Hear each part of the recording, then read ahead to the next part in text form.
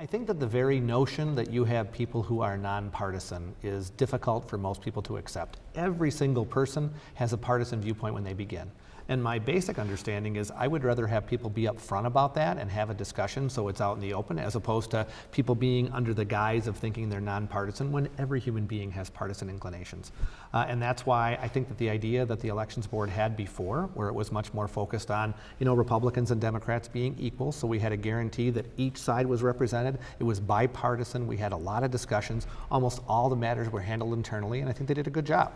Are there ways we can improve it? Yeah, one of the ideas that my colleague Representative Bernier has been pushing very hard is to have people who have expertise to be on the board. So as an example, she likes an idea of having a Republican and a Democratic county clerk because they actually run elections. They understand how elections work. I think that's the irony of this is that the retired judges that currently serve on the GAB, the majority of whom have been appointed by Governor Walker, and I believe every one of them are Republicans.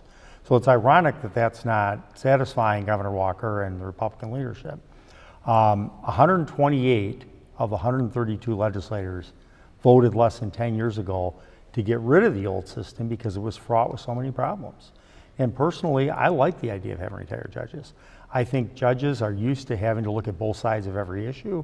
I think when you're a judge, you sort of remove that partisan cap of saying, I'm going to do what's right for my party, and instead say, I'm going to do what's right for justice and do what's right for the state.